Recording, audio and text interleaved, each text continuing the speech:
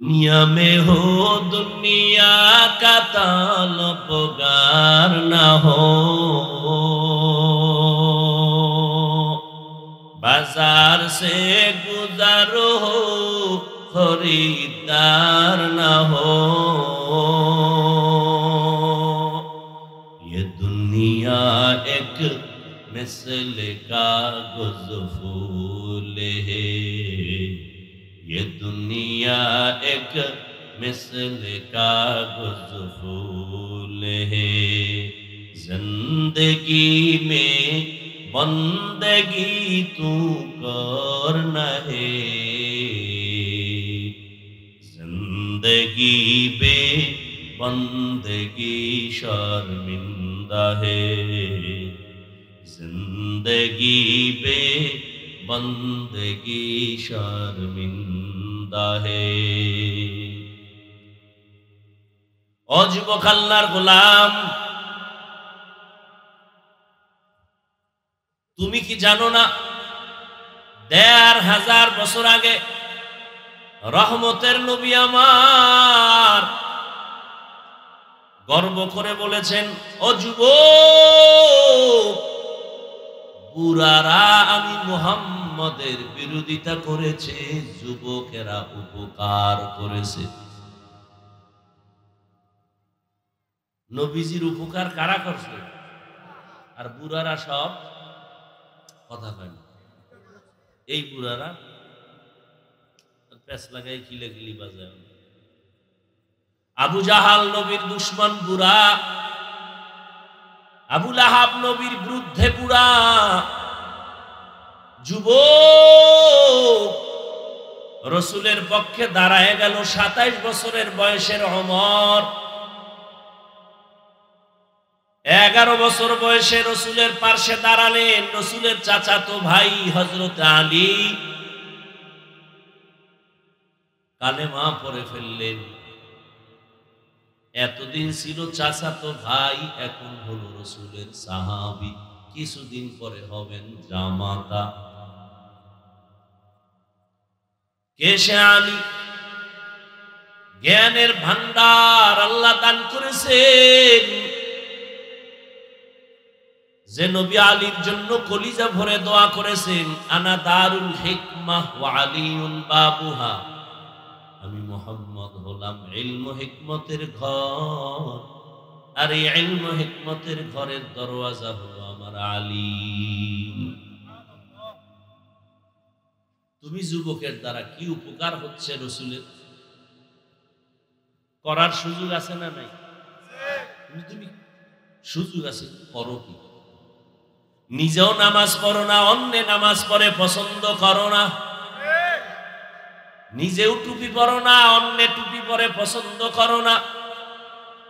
নিজেও হালাল খাও না, অন্যে হালাল খায় পছন্দ করো না। যদি এমনটাও হইতা, একজনে দাড়ি রেখেছে তুমি রাখো না, তুমি যদি যুবকের পাইয়া ধন্যবাদ দিয়া বলতা, ভাইজান তুমি দাড়ি রাখছো, ধন্যবাদ, দরকার আমি পারি না, চেষ্টা করতেছি, দোয়া করিও, বুঝা যাইতো তুমি রহমতের নবীর উপকারের পথে চলতেছো।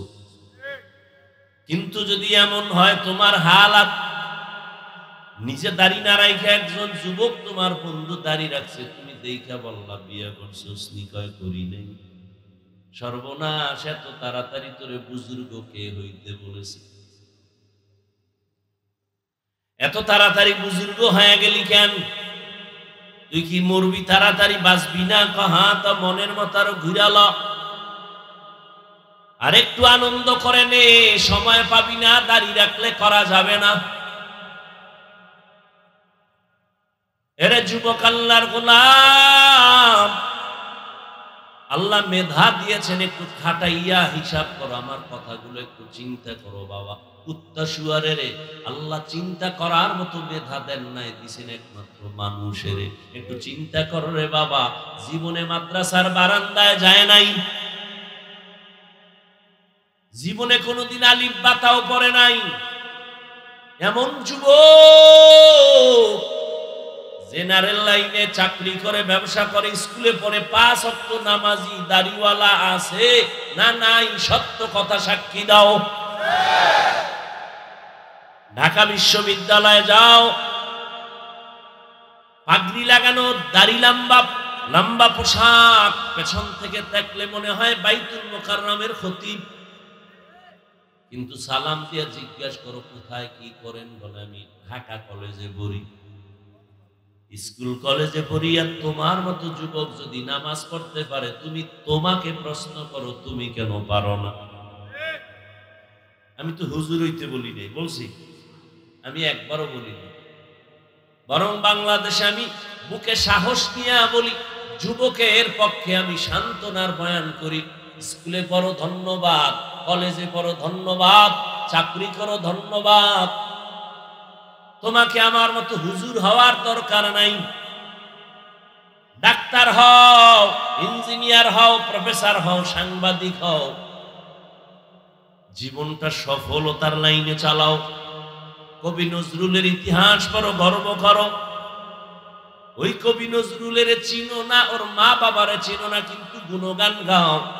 কবি নজরুল যদি তোর মতো সারা রাত মোবাইলে আকাম করত, তাহলে তার নামের কোন ইতিহাসে জমিনে রচিত হতো না। জীবনে কি পাইলি? মোবাইল। আর কি পাইলি? চরিত্র নষ্ট করা। মানুষের জীবনের সফলতার জন্য 2টা পুঁজি লাগবে, একটা থাকে আর একটা নাই, তোর জীবন বরবাদ। তুমি যদি সফল ডাক্তার হতে চাও, সফল ডাক্তার মানে 2500-এর ডাক্তার না, তুমি ডাক্তারি পড়ে তোমাকে এমন সম্মান আল্লাহ দিবেন যে বাংলাদেশের প্রতিটি মানুষ তোমাকে চিনবে এবং তোমাকে হায়ার করে বিদেশে নিয়ে যাবে চিকিৎসার জন্য। সেই সম্মানের জায়গায় তুমি যদি থাকতে চাও, আমি হাফিজুর রহমান হই আর তুমি হও, আমি মাওলানা লাইনে হই আর তুমি জেনারেল লাইনে হও, পুঁজি লাগবে 2টা। কয়টা? আল্লাহর রহমত তো আছেই, মা বাবার দোয়া তো লাগবেই, এছাড়া তোমার ব্যক্তিগত পুঁজি লাগবে 2টা। 1, লিখে রাখো, মোবাইলে না অন্তরে না, লিখে রাখো। 1, সুস্থতা। 2, সুন্দর চরিত্র। তোমার চরিত্র ভালো কিন্তু তুমি অসুস্থ, যেখানে চাকরি নিবা 1 মাস পরে আউট, বলবো অসুস্থ রোগীর আমরা চাকরিতে রাখবো না, ঠিক নেই? এবার তোমার শরীরে কোনো রোগ নাই, তুমি পারফেক্ট সুস্থ, এরপরও যদি চরিত্র তোমার দুর্বল হয়, সেখানেও তোমার সম্মানের চেয়ার কেউ দিবে না। চরিত্রহীনকে কেউ সম্মানের চেয়ার দেয়? চরিত্র ভালো কিন্তু অসুস্থ রোগী সম্মানের চেয়ারে বসায় রাখবে কেউ? কেউ রাখবে। আর এই দোনোটা জবাই করতেছো মোবাইল দিয়া, চরিত্র নষ্ট করছো মোবাইল দিয়া। বলে এটা বুঝি, হ্যাঁ মোবাইলের দ্বারা চরিত্র নষ্ট হয়, এটা বুঝতেছি, তো অসুস্থ মোবাইলের দ্বারা হই, এটা কেমনে হইল? আজ বাসায় গিয়া গুগলে সার্চ দে, আমাকে হুজুরদের কথা তো শুনবি, বাপ মানবি না, মানলে মনে হয় যেন একটু ছোট হয়ে যাবি, দরকার নাই হুজুরের কথা মানা। গুগলে যাও, সেখানে তোমার প্যান্ট শার্ট টাইওয়ালা স্কলার বসা আছে, গবেষকরা বসা আছে, থিওরি দেওয়া আছে, সার্চ দাও লিখে, অ্যান্ড্রয়েড টাচ মোবাইল চালাইলে শরীরের কি ক্ষতি হয় সব সিরিয়ালে পেয়ে যাওয়া। এই মোবাইলে তোমার চোখের পাওয়ার নাই, কানের পাওয়ার নাই, হার্ট দুর্বল, বুকে ব্যথা বেড়ে গেছে, আগের তুলনায় মাথা ব্যথা বেড়ে গেছে। এটা হুজুরগো কথা। তঙ্গ লাইনের মুরব্বী যারা প্যান্ট শার্ট টাইওয়ালা, এরা বলছে এটা মানবে না, আমগোটা না মানলে তো সমস্যা নেই, এদেরটা তো মানতে হবে। কানের পাওয়ার কমে গেছে, এই বেটা তোর এগুলি সব পার্স, এই পার্সের মেয়াদ আছে, আল্লাহ বানানোর সময় মেয়াদ দিয়ে দিছেন, এই কানের পার্স কতদিন সচল থাকবে, তুই যদি জোর করে ইচ্ছা করে ভেঙ্গে ফেলো তার কাজ হবে। জীবনে আমি কতটা কথা বলবো বেঁচে থাকার পর, আল্লাহ পাক তাও বাজেট করে দিছেন, আমার পার্সের বাজেট আছে, আমার কথার বাজেট আছে, খানার বাজেট আছে, হায়াতের বাজেট আছে। এই যুবক, কথারও কি আছে? বাজেট আছে। তুই যদি সারা রাত চ্যাটিং করে অতিরিক্ত কথা বইলেই ফালাও, তাহলে কথার বাজেট শেষ, হায়াতের বাজেট বাকি যদি থাকে, তাহলে মরার আগে বোবা হয়ে থাকবি। কথার বাজেট যে আগে শেষ করছো রাতের বেলা। আমার কথা বুঝে আসে? আমি কি হাসির কথা বলছি? যদি বুঝে আসে তো কান্নার দরকার, হাসো কেন? নিজের জীবনটাকে ধ্বংস করে দিছ। কেউ যদি কানের উপর একটা থাপ্পড় মারত আর কান ধ্যানদা হয়ে যাইত, থানায় যাইতি মামলার জন্য। তুই নিজে মোবাইল দিয়ে কানকে ধ্বংস করেছ, তোর বিরুদ্ধে বিচার কে করবে? নিজের কান নিজে ধ্বংস করেছ। হেডফোন লাগায় কানের পার শেষ। মোবাইল তো আমরাও চালাই, মাঝে মাঝে কিতাবাদি দেখি, কিন্তু এখন চাইলে 5 মিনিট পরে গোলায় যায়, চোখে দেখি না। এখন মোবাইল দেখে ভিতরে আসে না কথাগুলো, বিরক্ত, মাথা ব্যথা করে। আমার হালাত যদি এমন হয়, তোমারটা কি হবে? আবার এই মোবাইল চালাইতে চালাইতে কিছু যুবক তোমাদের মতো রাস্তার উলঙ্গ পাগল হয়ে ঘুরে আছে। মানো আর না মানো, সত্য কথাটা স্বীকার করো।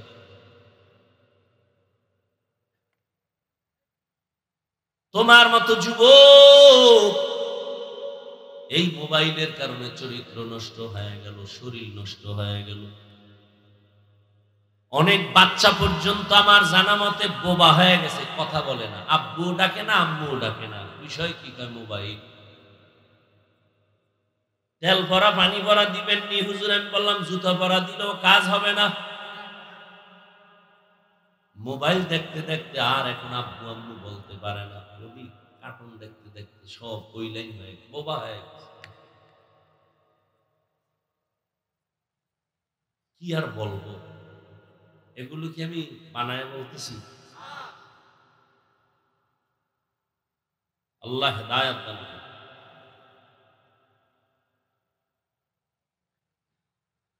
হ্যাঁ, আয়াত নিছি, হাদিস নিছি, ওদিকে ঢুকি নাই, বাকি ওই মূল বিষয়ের উপরে আমার কথা চলতেছে। এবার তর্জমা বলে সংক্ষিপ্ত কিছু ব্যাখ্যা শুনাই।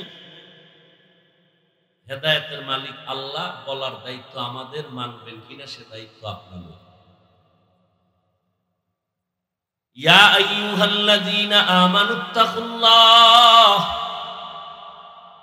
আল্লাহ বলেন ও মুমিন, আল্লাহকে ভয় করো, তাকওয়া অর্জন করো। ওয়া কুনু মা'আস সাদিকিন, আল্লাহর প্রিয় বান্দা, সত্যবাদী যারা, তাদের বন্ধু হইয়া থাকো। একটা হাদিস পড়েছিলাম, নবী বলেন মান তাওয়াযা লিল্লাহ রাফাআহুল্লাহ, যে আল্লাহর জন্য নিজেরে বিনয়ী বানায়, ছোট বানায়, আল্লাহ তার মর্যাদা বাড়ায় দেয়।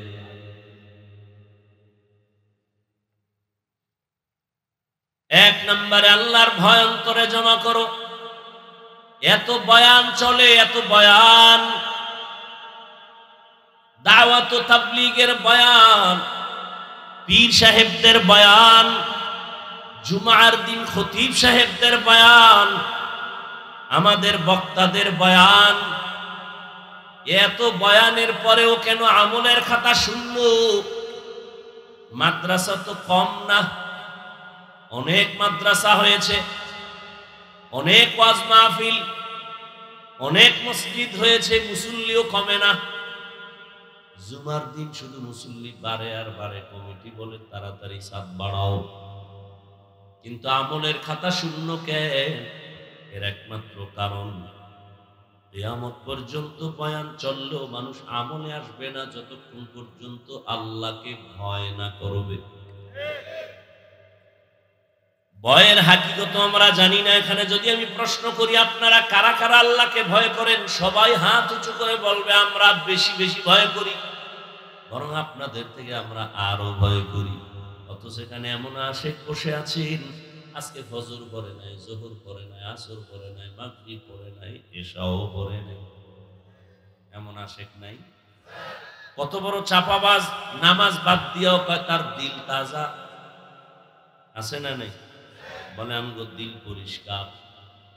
মদিনার নবী বলেন যারা নামাজ পড়ে না ওরা নিকৃষ্ট দুনিয়ার চোর। চোরের দিল আর কেমন পরিষ্কার। পয়গম্বর বলেন বেঈমান আর মুমিনের মধ্যে ব্যবধান নামাজ। বাইনাল আবদি ওয়া বাইনাল কুফরি তারকুস সালাহ। বেঈমানেরা নামাজ পড়ে না, মুমিনেরা নামাজ ছাড়ে না। ও যুবক, বারবার তোমাকে টার্গেট করি কেন জানো? মদিনার নবী তোমার জন্য দোয়া করেছেন, যুবকের দ্বারা দ্বীনের উপকার হয়েছে। দ্বিতীয় যুবক, যৌবনের ইবাদতের মূল্য আল্লাহর কাছে অনেক বেশি। যৌবনের দাম আল্লাহর কাছে বেশি। কিয়ামতের ময়দানে যৌবন সম্পর্কে আলাদা প্রশ্ন করা হবে। যৌবন কালটা কেমনে ব্যয় করেছো জবাব দাও। ও যুবক বাবা, তুমি স্কুলে পড়ো, কলেজে পড়ো, চাকরি করো, ব্যবসা করো, বাধা নাই। বরং আমি দোয়া করি তুমি একজন ভালো ডাক্তার হও, ইঞ্জিনিয়ার হও, প্রফেসর হও, তবে দাবি আমার বেয়াদব হইবা না। বেয়াদব হবা না, সাবধান। তোমার আচরণে যেন কখনো কোনো আলেম কষ্ট না পায়। তোমার ব্যবহারে কখনো যেন মা বাবা কষ্ট না পায়। তোমার ব্যবহারে কখনো যেন কোনো মুরব্বী কষ্ট না পায়। তোমার চরিত্র সুন্দর করো। তুমি গোটা দুনিয়াটাকে নিয়ন্ত্রণ করবা, সেই মেধা আল্লাহ তোমাকে দিয়েছেন, তুমি নষ্ট করো কেন? নমরুদ্দার মতো বেঈমান যদি গোটা দুনিয়াটা কন্ট্রোল করতে পারে, যেভাবেই হোক জোরে জব্বরে, তোমার মেধা এত সুন্দর, তুমি কেন গোটা দুনিয়াটাকে নিয়ন্ত্রণ করতে পারবা না? পারবা, সে মেধা আছে, কিন্তু কাজে লাগাই না, বরং নষ্ট করে ফেলতেছো। আজকে তাকায় দেখছো না রে বাবা তোমাদের দৃষ্টান্ত। এই যুবকদের শক্তি আর মেধার বিকাশ যারা দেখে নাই, তারা সূর্যের আলোর মতো দেখে নিল এই আন্দোলনের মাধ্যমে যুবকেরা কি পারে। ঠিক না? তবে এখানেও কথা ভুলিস না, যুবকেরা কি পারে দেখায় দিল বাংলাদেশের জমিনে। এই সমন্বয়করা মেধা খাটাইয়া সফলতার মানদণ্ডে নিয়ে আসছে গোটা দেশ। তবে এখানে গোপন কথাটা বলে যায় না, প্রকাশ করে দিয়ে যাই, এটাকে পুঁজি বানায় ধরে রাখিও। এই সমন্বয়ক যুবকেরা মন গড়া কোনো থিওরি নিয়ে আগায় নাই। এদের উপরে মুরব্বী ছিল, মুরব্বীর পরামর্শে চলেছে। যারা মুরব্বী মানে না, ওদের জীবনটা ধ্বংস। এই সমন্বয়ক যুবকেরা কি মুরব্বী মানে নাই? মুরব্বী কারে মানছে ওইটা আমি জানি, তোমাকে শোনার দরকার নাই। তোমাকে দরকার এতটুকু শিক্ষা যে মুরব্বী মানা ছাড়া সফলতা আসবে না। মক্কার ইতিহাস আমি সব জায়গায় বলি, সেদিনও বলে গেছি পারসে। নবী এমন একটা টাইমে দুনিয়াতে আসছেন, যেই টাইমে মক্কার মানুষ চরিত্রহীন, লম্পট। দুনিয়ার আর কোথাও এত চরিত্রহীন লম্পট মানুষ ছিল না, মক্কার মানুষ এত খারাপ। অথচ সেই মক্কা নগরী কত দামি। আল্লাহ জমিনটা বানাই একটা ঘর, ওই জমিনে বানাইলেন বাইতুল্লাহ। ইন্না আউওয়ালা বাইতিন উযিআ লিন-নাস লাল্লাযী বিবাক্কাতা মুবারাকাও ওয়া হুদা, মুবারাকাও ওয়া হুদাল লিল আলামিন।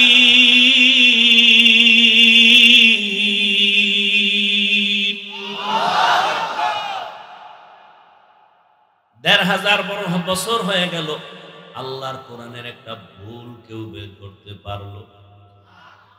অপচেষ্টা বহুজনে করছে, একটা ভুল পাওয়া যায়নি। কেউ পারছে? হাজার হাজার হাজার লাখ কোটি কোরআনের কপি জ্বালায় দিছে।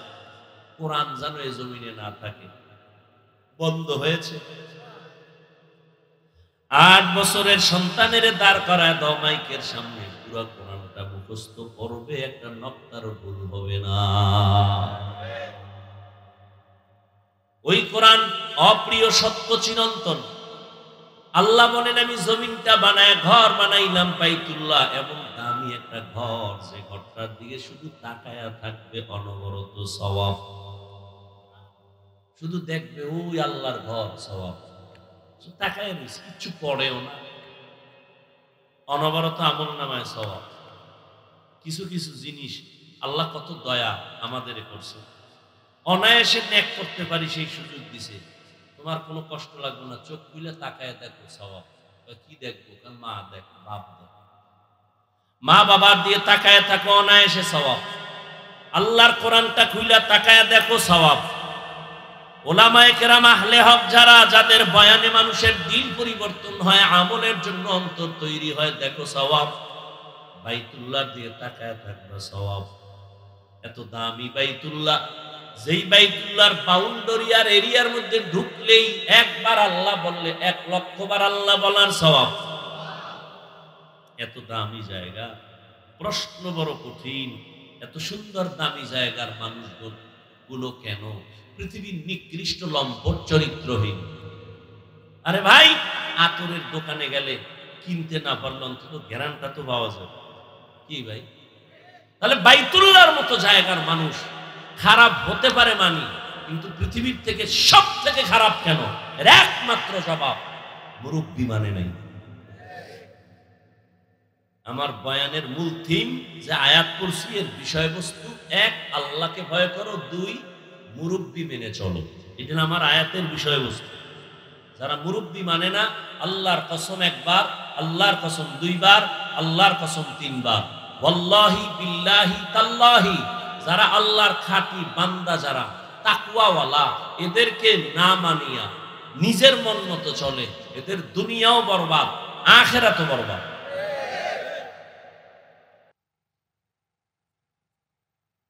ভাইরা আমার, ঈসা নবী চলে গেছেন, আমগো নবীর আগে আর কোন নবী? বুঝেন না কথা?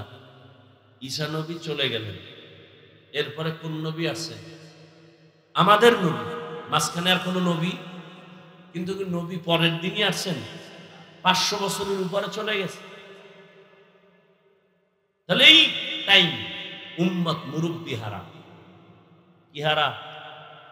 এই মুরব্বি হারা হইয়া মন মতো চলা শুরু করছে। বাইতুল্লাহর মতো ঘরের ভিতরে 360 মূর্তি টানায় দিছে ভিতরে। কয়টা? 360টা মূর্তি টানায় দিছে বাইতুল্লাহর ভিতরে। নারী আর পুরুষ বাইতুল্লাহর চারপাশ তাওয়াফ করে উলঙ্গ, কেউ কাপড় পরে না।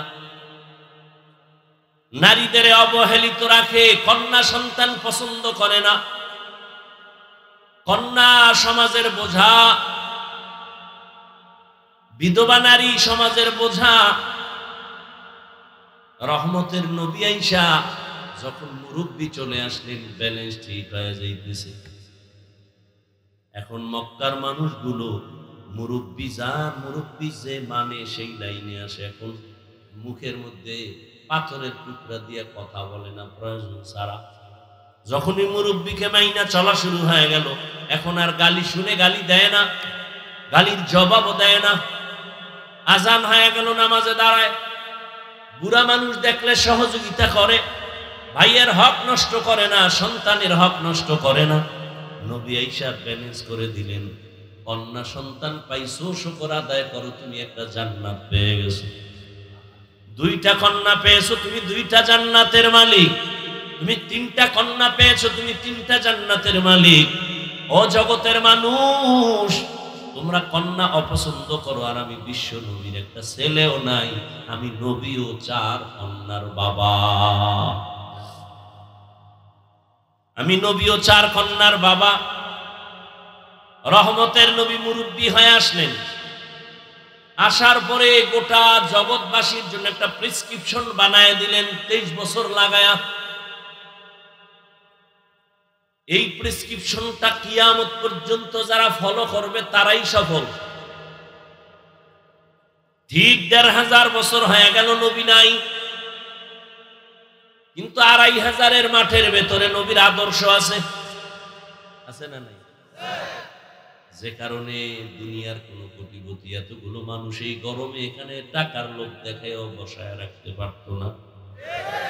কত ক্লিয়ার চেয়ারের বাইরে বাইরে, আবার এই বিছনা দিত, কত ভিআইপি বসার জায়গা, আসা যাওয়ার গাড়ি ফ্রি, কিন্তু এখানে এরপরও নিয়ন্ত্রণের জন্য আবার প্রশাসন লাগতো, ঠিক নেই?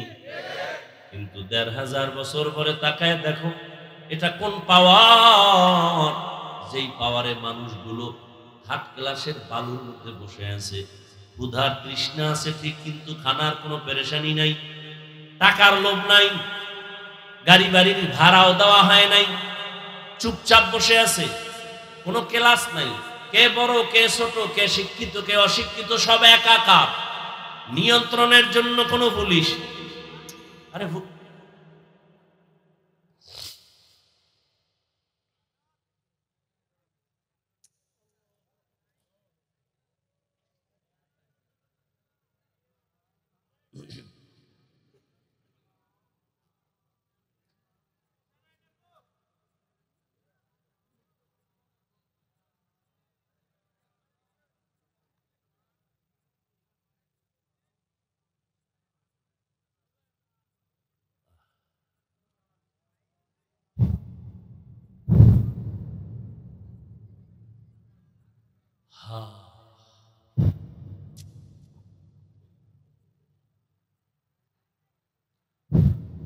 এই অন্ধকারে যাওয়া তো ভালো মানুষের কাম না। আন্দোলন করলাম, আবার এই নতুন কাহিনী শুরু করছেন। অন্ধকারে পালায় যাওয়া এটা কোনো সভ্য মানুষের কাজ? এটা কোন নিয়ম? বাতি নেই, আসতে ফাঁকে ফুঁকে গেছি, জোতাগুলো খেয়াল করেন আছে না নিয়ে গেছে।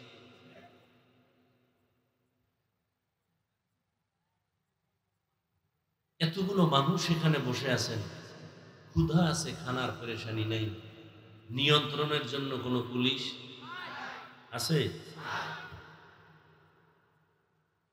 এটা কেমনে সম্ভব? একমাত্র জবাব রাহমাতুল লিল আলামিনের আদর্শ মানার কারণেই সম্ভব। আপনাদের কষ্ট হইতেছে? আমি মোটামুটি গুছাই নিয়ে আসছি, যেই গরম, আর কি করবেন, গিয়ে ঘুমাবেন, শুধু শুধু মোবাইলে সময় নষ্ট করবেন। আর এখানে যতক্ষণ বসে আছেন অনবরত সওয়াব লেখা হচ্ছে। মা বাবার জন্য একটু দোয়া করেন, দেশের জন্য দোয়া করেন, এই বরকতি মজলিসে বসে। একা একা তো করবেনই না। রহমতের নবী আসলেন, উম্মতেরা মুরব্বি পেয়ে গেল, মুরব্বির কথা মেনে যখন চলে তখন আল্লাহ তাদের উপর এমন নিয়ামত দান করেছেন। জিবরাইল আমিনের লিস্টি দিয়ে কয়, যাও লিস্টির মধ্যে আমি নাম লিখে দিলাম, নবীরে ঘোষণা দিতে বলো এই লিস্টিতে যাদের নাম আছে তারা বিনা হিসাবে জান্নাতি। বেহেশত আযা কে আজারে না পাশো, কাছে রাবা কাছে কারে না বাসো। ও পর্দার আড়ালের আম্মা জানেরা আসেনি, এরে আম্মা জান, এতক্ষণ আপনাদের সন্তানদের যে বয়ান শুনাইলাম, একটা ভালো ডাক্তার বানায় যান, সন্তানটাকে ইঞ্জিনিয়ার বানাবেন, সন্তানকে প্রফেসর বানাবেন, সন্তানটাকে একজন ডাক্তার বানাবেন। আদবওয়ালা বানায় যাইয়েন, বেয়াদব বানাবেন না, আপনার দুনিয়াও বরবাদ হয়ে যাবে, আখিরাতও বরবাদ হবে। তবে সন্তান ভালো হোক বা খারাপ হবে মায়ের অবদানের কারণেই হবে। এ দুনিয়াতে আপনাদের জন্য মর্যাদা বেশি। রহমতের নবী আসিয়া নারীদের মর্যাদা বাড়ায় দিলেন, এত পরিমাণ বাড়াইছেন কিয়ামতের আগের দিন পর্যন্ত আর কোন পণ্ডিতের বাড়াবার কোনো সুযোগ নাই। কিন্তু এই দুনিয়ায় ধান্দাবাজেরা কয় ইসলাম নারীর সম্মান অধিকার দেয় না। আমি সারা দেশে চিৎকার দিয়া বলি, এরা লম্পট চরিত্রহীন, এরা নারীর দুশ্মন। পৃথিবীর কোন ধর্মে কোন সংবিধানে নারীর সম্মান বাড়াতে পারে নাই। হিন্দুদের কিতাব খুলো, নারীদের উপরে অবিচার। বৌদ্ধদের কিতাব খুলো, নারীদের উপরে অবিচার। খ্রিস্টানদের কিতাব খুলো, নারীদের উপরে অবিচার। ইহুদিদের কিতাব খুলো, নারীদের উপরে অবিচার। একমাত্র নারীর মর্যাদা অক্ষুণ্ণ রেখেছে যেই ধর্ম, তার নাম হলো ইসলাম। ইসলাম ধর্মে মায়ের মর্যাদা, নারীর মর্যাদা। এরে আম্মা জান, আপনারা নবীদের মায়ের মতো মা, আপনাদের এত মান, এত মর্যাদা। আমি ওই বিষয় বয়ান করলে আরো সময় চলে যাবে। মায়ের নামে আল্লাহ কোরআনে হাকিমের মধ্যে আলাদা সূরা নাজিল করেছেন নারীদের নামে। ঈসা নবীর মা মারিয়ামের নামে সূরা নাজিল করেছেন আল্লাহ। মায়ের এত মর্যাদা আল্লাহ দিয়েছেন। নবীর মাধ্যমে বিধবা নারীর সম্মান আমার নবী দৃষ্টান্ত কায়েম করেছেন। 25 বছর বয়স আমার নবীর। নবী হিসাবে তো আলাদা তার পাওয়ার, আল্লাহ তাকে আবার আলাদা স্পেশাল আরো মানুষের পাওয়ার দিয়েছেন এক্সট্রা। এত পাওয়ার নিয়ে যখন 25 বছরে পদার্পণ করলেন তখন পাওয়ার তো আরো ফুল। কিন্তু কঠিন আল্লাহর কুদরত, এই পাওয়ার আল্লাহ রহমতের নবীর 25 বছরে জীবন সঙ্গিনী যিনি চলে আসলেন, তিনি 2 স্বামী বিদায়ের পরে আসতেছে 40 বছরের বিধবা নারী খাদিজা রাদিয়াল্লাহু আনহা। চিন্তা করা দরকার যে নবীর বয়স 25, বিবাহ করেন নাই, নবী হিসাবে তার পাওয়ার। সেই সময় ভালো একটা কুমারী নারী বিবাহ করবেন, কথার কথা। কিন্তু আসলেন একটা বৃদ্ধা নারী, 40 বছর বয়স, আবার 2 স্বামী চলে গেছে। তৃতীয় স্বামী আমার রাসূল, 2 সন্তানের জননী খাদিজা রাদিয়াল্লাহু আনহা। দেখেন আল্লাহ কেমন ভালোবাসা সৃষ্টি করলেন। নবী আরো বিবাহ করেছেন, কিন্তু খাদিজার মায়া মৃত্যু পর্যন্ত রাসূল ভুলতে পারেননি। আম্মা জান আয়েশা বলেন, আমি 6 বছর বয়স যখন আমার হয়, ও মা বোনেরা মাইকের আওয়াজটা ভালো করে শুনেন রে আম্মা জান। আম্মা জান আয়েশার বয়স যখন 6 হয়, নবীর সাথে তখন বিবাহের বন্ধন হয়।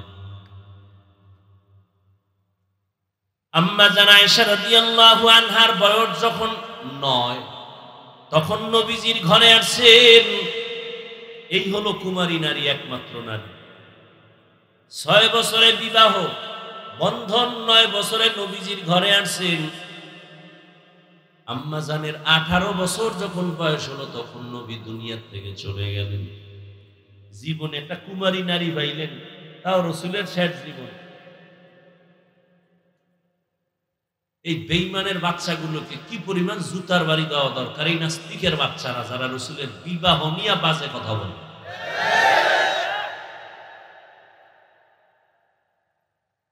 নবীজি একজন মাত্র কুমারী নারী পেয়েছেন, 6 বছরে বিয়া হলো, 9 বছরে নবীর ঘরে আসছেন।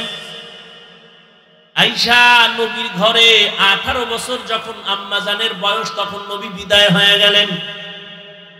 বলেন আমার আম্মা জান নবীর ঘর করলেন কয় বছর? কয় বছর?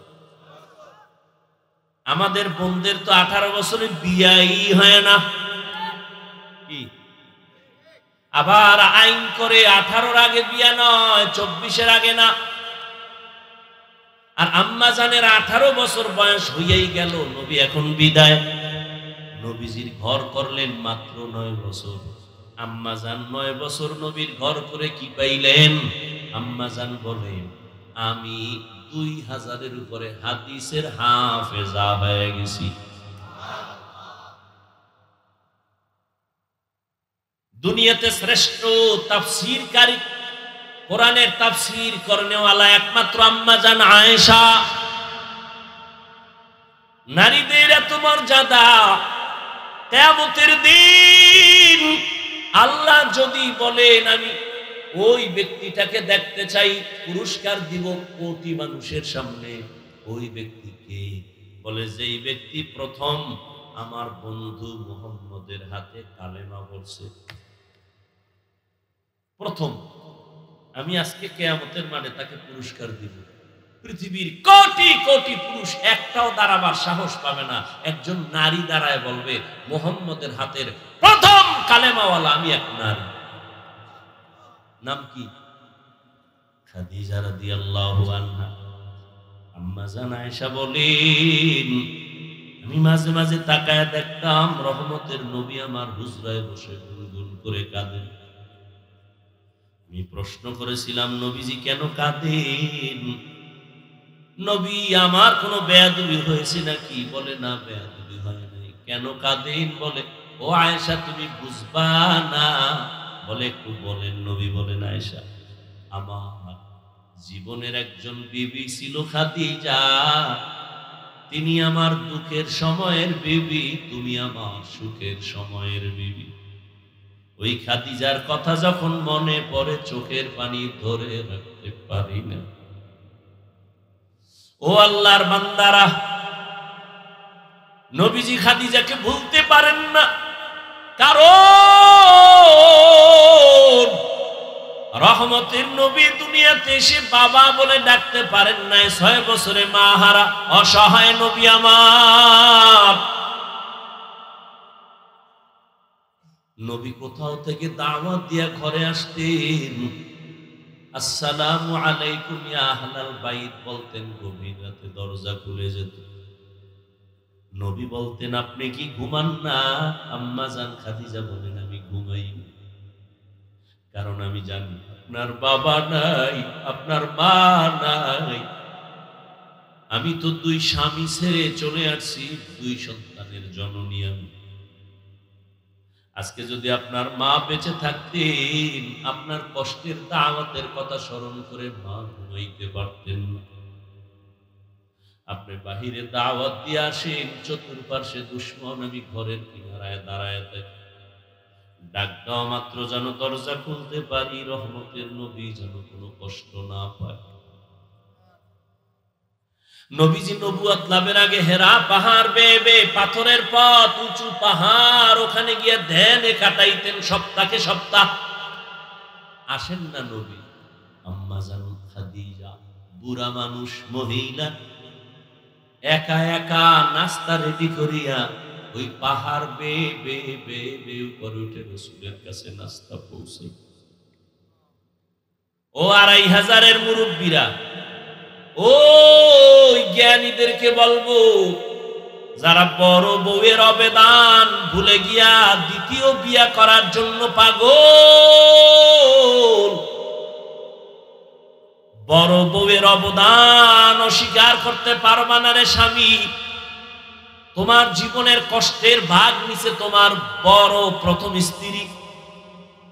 কি তোমার জীবনের কষ্টের ভাগ, সংসারের মধ্যে কত তুফান আসছে, এগুলো মোকাবেলা করছে তোমার প্রথম স্ত্রী। এবার পরের স্ত্রী আসছে তোমারটা নেওয়ার জন্য, কিছু দেওয়ার জন্য না। ঠিক নি? রহমতের নবী খাদিজা রাদিয়াল্লাহু আনহার কথা মনে করে কাঁদতেন। আর তিনি যতদিন বেঁচে ছিলেন নবী দ্বিতীয় বিবাহ করেন নাই। এক আল্লাহর বান্দা দ্বিতীয় বিয়া কইরা কত গর্ব করে। আমি বললাম কেমন আছেন? কয় অনেক ভালো আছি। আমি যখন 2টা কথা বলছি না, কয় আমি করবো কি? তুমি সাগরে ঝাঁপ দাও। এই বড় স্ত্রী, তার অন্তরে চাপা কত কষ্ট, স্বামীর ঘরে এসে কত তুফান আর কত ঝড় ঝাপটা বরদাস্ত করে সংসার আমি সুন্দর করে সাজাইলাম। সাজানো সংসারে আইসা আর একজনে ফুল ফুটাবে, এটা প্রথম স্ত্রী মেনে নিতে পারে না। এরপর আসো সন্তান, ওই ঘরেও সন্তান, দ্বিতীয় ঘরেও সন্তান। যতই বাহাদুরি করো, সন্তানের মনে কিন্তু একটা চাপা কষ্ট থেকে যায়, বলতে পারে না। কয়েক মাস আগে রাজশাহী একটা মেয়ে লাইভে আসিয়া আত্মহুতি দিয়েছে, ফাঁস দিয়েছে আর বলেছে, বাবা তোমার কারণে মরে গেলাম, তুমি আর একটা বিয়া করছো। আমি স্বামীর ঘরে আসার পর আমার স্বামী বারবার বারবার আমাকে আক্রমণ করেছে কথা দিয়া, তোর বাবার চরিত্র খারাপ, না হয় দ্বিতীয় বিয়া কেন করলো। এই দুঃখে আমি ফাঁসি দিতেছি বাবা। লাইভে এসে মেয়েটা বলে মরে গেল। কোথায়? খবর নাই হুজুর, খবর নাই দ্বিতীয় বিবাহ করনেওয়ালাদের। পাগল হয়ে গেছে। তুমি বাবা মরে যাইবা, কিন্তু সন্তান আজীবনের জন্য বুক উঁচু করে কথা বলতে পারবে না। যেখানে যাবে একটা দুর্বলতা ভেতরে কাজ করবে। বাবা আমার তো এক মা না দুই মা। এইভাবে মনের ভেতরে একটা চাপা কষ্ট থাকে। মানুষও বাজে কথা বলে। এরপরে আসেন ইনসাফ। কি ইনসাফ? একজনে 3 বিয়া করছে, কয় আপনি সবার ইনসাফ ঠিক রাখেননি। বলে হ্যাঁ কেমনে? কয় ছোট বউয়ের ঘরে রাত কাটাই আর 2 বউয়ের সাথে মোবাইলে কমপ্লিট করি, মোবাইলে কথা কই। ইনসাফ। অথচ আল্লাহ পাক বিবাহের আয়াতের ভেতরে বলছেন ফানকিহু মা তাবা লাকুম মিনান নিসা মাসনা ওয়া সুলাসা ওয়া রুবা ফাইন খিফতুম আন লা তা'দিলু ফাওয়াহিদা। এটা একটা রেড সিগন্যাল লাগায় দিছে। তোমার যদি প্রয়োজন হয়, তোমার যদি সামর্থ্য থাকে, 2, 3, 4 বিয়া করো। যদি ভয় তোমার অন্তরে থাকে, ইনসাফ বজায় রাখতে পারবা না, একটা নিয়ে জীবন কাটাও। এক স্ত্রীর হক আদায় করতে পারলা কিনা, সন্তানের হক আদায় করতে পারলা কিনা। আল্লাহ আমাদের বুঝার তৌফিক দান করুন। আম্মা জান আয়েশা বলেন, খাদিজার কথা মনে পড়ে রাসূল কান্না করেন। এত অবদান ওই খাদিজার। আরবের ধনাঢ্য নারী, আরবের মধ্যে খাদিজার মতো ধনী কেউ ছিল না। সব সম্পদ খাদিজা রাদিয়াল্লাহু আনহা রাসূলকে হাদিয়া দান করেছেন। আরো শুনেন, নবীজি যদি দোয়া করতেন উহুদ পাহাড় স্বর্ণ হয়ে যাও, হইতো না? কিন্তু নবীর বন্ধু, আপন মানুষ, বংশের লোকেরা নবীজিকে গৃহবন্দী করে শিয়াবে আবু তালিবের মধ্যে আটকায়া দিয়েছেন। 3 বছর পানি দেয় না, খানা দেয় না, কিচ্ছু দেয় না।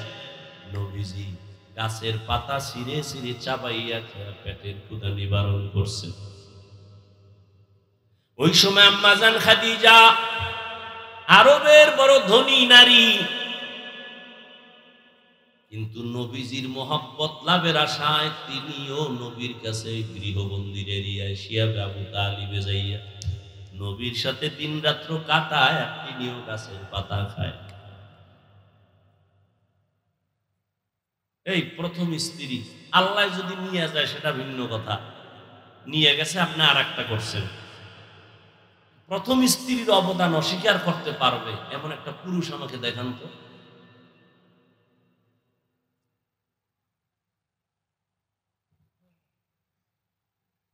আল্লাহ মাফ করুক, আমার জানা মতে নাই। কি সৌদি আরব আর কি বাংলাদেশ, শান্তিতে নাই কেউ।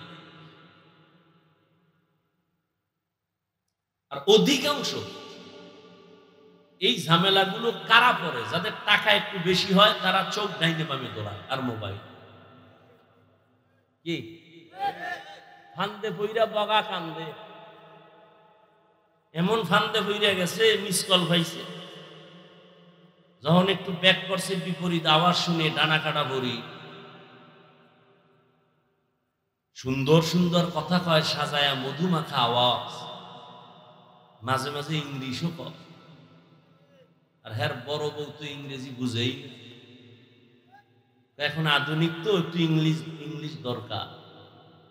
বাস ফান্দে কইরা বিয়া করে গেছে। আর কেউ আছে টাকার গরম, আরে আমার টাকা আছে, আমি 4টা খাওয়াইতে, 10টা খাওয়ানো আর হক আদায় করা এক না। আর এই সন্তানগুলো কার মুখের দিকে তাকাবে? একবারও যদি বাবা চিন্তা করত, ওই পথে যেত না।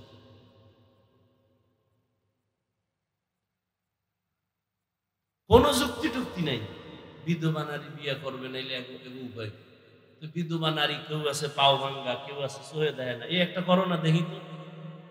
বিধবার প্রতি এত তোমার কদ্দুর মায়া, তুমি তো খুঁজে মুজে দেখবা সুন্দরী রূপসী ডানা কাটা ভরি, চোখ নেই একটা, বা পাও ভাঙ্গা হবে না। আল্লাহ আমাকে মাফ করেন, আমিন বলবেন। আল্লাহ আপনাদেরও মাফ করেন। আল্লাহ মা বোনদের ইজ্জতকে আরো বাড়ায় দেন। আল্লাহ পুরুষদেরকেও সঠিক সিদ্ধান্তে আল্লাহর মোহাব্বত নিয়ে চলার তৌফিক দান করেন। আমার এতক্ষণ এই বিষয়ে আলোচনার দ্বারা আপনারা কি বুঝলেন? আমি একাধিক বিবাহের বিরুদ্ধে কথা বলছি। এই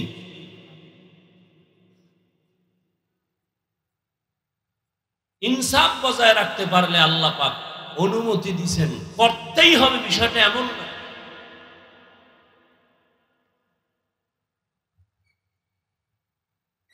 আল্লাহ আমাদের বুঝার তৌফিক দান করেন। রহমতের নবী বিধবা নারী খাদিজা রাদিয়াল্লাহু আনহাকে বিবাহ করে সম্মান বাড়ায় দিয়েছেন।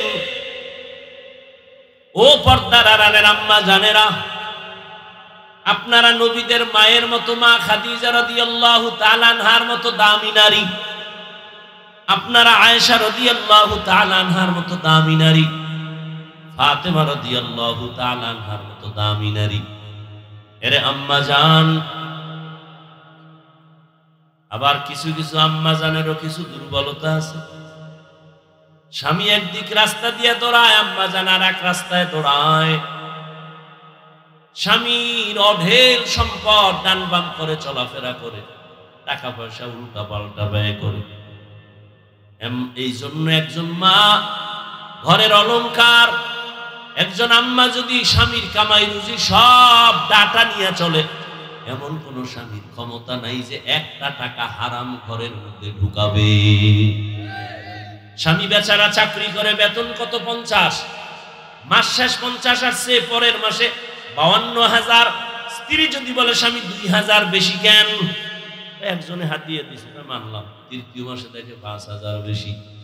স্ত্রী যদি প্রত্যেক মাসে ধরা দেয়, তাহলে কোন স্বামীর ক্ষমতা নাই হারাম টাকা ঘরে ঢুকাবে। আম্মাজান জিগাইবে কখন, সে আরো খুশি, আরো আনো,